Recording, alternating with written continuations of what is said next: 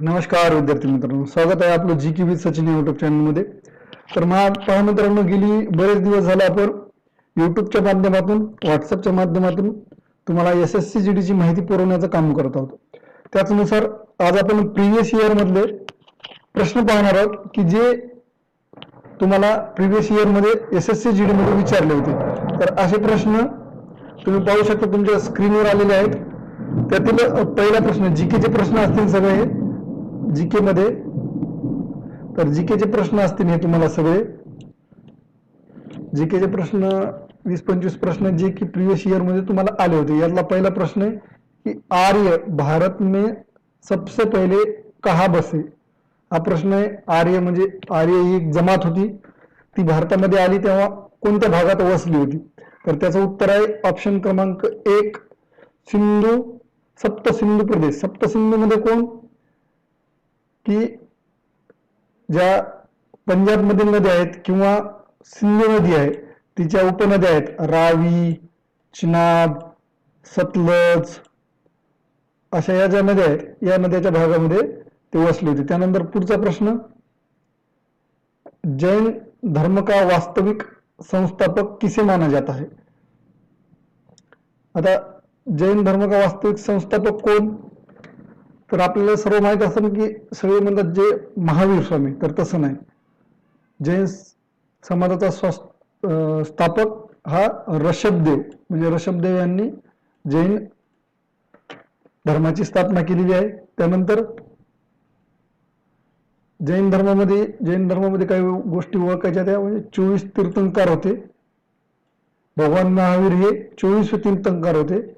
असे ही माहिती आपण जसं विषयामध्ये शिकत जाऊ तसं तुम्हाला मी वेगवेगळी माहिती देत राहील. 1712 मध्ये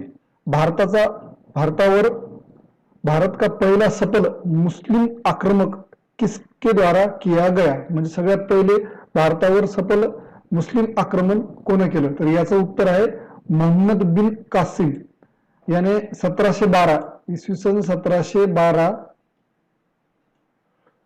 सिंधवर आक्रमण केलं. तर कुठं सिंध, जो की आज पाकिस्तान मध्ये आहे पार्ट,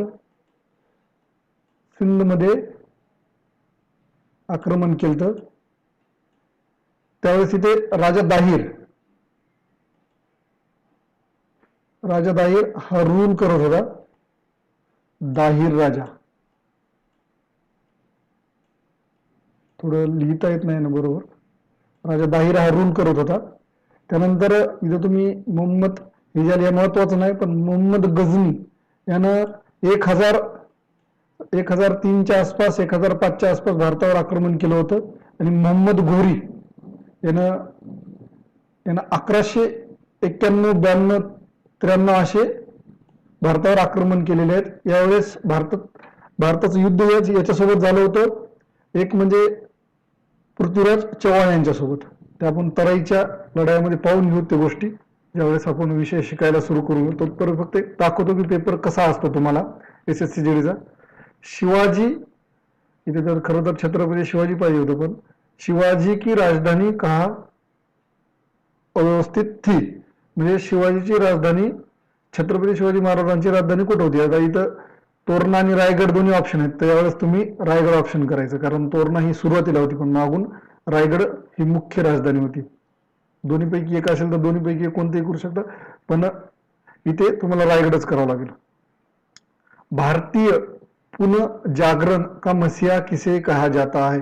आपण जसं की त्याला पुरोगामी किंवा पुरोगामी विचाराचा महाराष्ट्रात म्हणतो, असा कोण होते. राजा राम मोहन रॉय बंगाली होते. त्यांना भारताचा पुनर्जागरण मसीहा म्हणतात.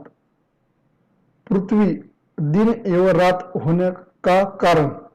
पृथ्वीवर दिवस किंवा रात्र का होते. तर पृथ्वी का अपने अक्ष का घूर्णन, पृथ्वी की सापेक्ष सूर्य की गति, पृथ्वी के अक्ष का झुकाव नहीं, पृथ्वी का सूर्य के चारों ओर परिक्रमण. यानुसार काय होतं तुम्हाला माहिती आहे. यानुसार फक्त वर्ष पलटतं. पण पहिलं जे कारण आहे पृथ्वी का अपने अक्ष के घूर्णन, म्हणजे पृथ्वी आपल्या अक्षाभोवती फिरते, त्यामुळे तुम्हाला पृथ्वी ही दिवस आणि रात्र होत असते. पृथ्वी की अपनी कक्षा में गती, म्हणजे पृथ्वी कोणत्या साईडहून कुठे फिरते, तर पूर्व ते पश्चिम, याचं उत्तर आहे. भारत की सर्वाधिक भूमी कौन सी फसल उगाती है, म्हणजे सगळ्यात जास्त कोणती उत्पादन भारतामध्ये कोणत्या पिकाचं घेतलं जातं, तर धन म्हणजे आपलं तांदूळ, गेहूं, गन्ना, ऊस आणि मक्का. तर यापैकी उत्तर येतं धन म्हणजेच तांदूळ. निम्नलिखित में से कौन सी रेलगाड़ी देश की सबसे बड़ी रेलगाडी, हे नाही, हे सोडून द्या, हे तुम्हाला विचारणार नाहीत, चुकीचा प्रश्न आहे तो, चुकून टाकला गेलेला आहे. भारतीय संविधान की कौन सी विशेषता इंग्लंड से लाई गई है, तर ती आहे संसदीय प्रणाली. आपण संविधान ज्यावेळेस शिकू, भारताच्या संविधानातल्या काही महत्वाच्या कलम ज्यावेळेस शिकू, त्यावेळेस मी तुम्हाला हे समजून सांगेन की कोणत्या कोणत्या देशातून काय काय येतात. तत्पूर्वी तुम्ही फक्त एवढं लक्षात ठेवा, संसदीय प्रणाली. पौंडीचेरी को किस वर्ष भारत संघ में शामिल किया गया. तुम्हाला माहिती आहे पौंडीचेरीवर शेवटपर्यंत फ्रेंचायचं राज्य होतं. फ्रेंचांनी तिथं राज्य केलेलं आहे, पण त्यांनी 1954ला तिथली अधिकार सोडून दिले. पण भारतामध्ये अधिकारितरित्या सामील झालेला आहे ते 1956ला. भारत संघ राज्य का प्रशासन कोण चलाता है, आता इथे ऑप्शन दिलेले नाहीत, सॉरी, पुढचं बघू. इथे काही चुकीचे प्रश्न आलेले आहेत, ते प्रिंटिंग मिस्टेक आहेत, सोडून देते. राष्ट्रीय ग्रामीण रोजगार गारंटी योजना का प्रारंभ की गई. राष्ट्रीय ग्रामीण रोजगार गारंटी याची सुरुवात 15 ऑगस्ट 2005ला. 25 वर्ष की जनगणना के अनुसार भारत में साक्षरता दर कितने प्रतिशत थी. आता इथे ऑप्शन थोडंसं इथं चुकलेलं आहे, इथं त्यांनी वर्ष दिलं नाही कोणत्या वर्षाचं. 2011च्या जर हिसाबाने धरला आपण, तर या ऑप्शन मध्ये दिलेलं नाही. त्याचं उत्तर आहे 64.48. किती? 64.48 ही भारताची साक्षरता. या ऑप्शन मध्ये दिलेलं नाही, पण 2011 नुसार भारताची साक्षरता आहे. तुम्हाला ते पुस्तकात पेपरमध्ये हेच विचारू शकतात, कारण 2011चीच आधार आहे, कारण 2021ची तर अजून जाहीर झाली नाही, तिला 2025 उजडावं लागेल. आर्थिक विकास की दृष्टि से भारत है, भारत का विकसित राष्ट्र आहे का विकसनशील, अविकसित का अर्धविकसित, तर विकसनशील, कारण भारताचा विकास होत आहे. अर्थशास्त्र मानव निर्मित उत्पादन उपक्रम से किस रूप से वर्गीकृत करता है, तर पूंजी. त्यात पूंजी अर्थशास्त्राचा प्रश्न जास्त तुम्हाला विचारणार नाही. वंदे मातरम बंकिम चंद्र चटर्जी के किस उपन्यास से लिया गया है, तर याचं उत्तर आहे आनंद मठ. आनंद मठामधून ते घेतलेलं आहे. आनंद मठ त्यांनी लिहिलेलं आहे, पण बंकिमचंद्र चटर्जी यांनी आनंद मठ हे पुस्तक लिहिलेलं आहे, त्या पुस्तकामध्ये याचा उल्लेख आहे. 14 सितंबर किस दिवस के रूप में मनाया जाता है, तर तो हिंदी दिवस म्हणून साजरा केला जातो. पुढचा प्रश्न,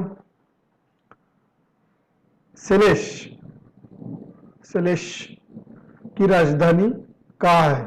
हा एक आफ्रिकेतला देश आहे, छोटासा. आपण काही देशांची माहिती पाहू त्यावेळेस मी तुम्हाला सांगेनच.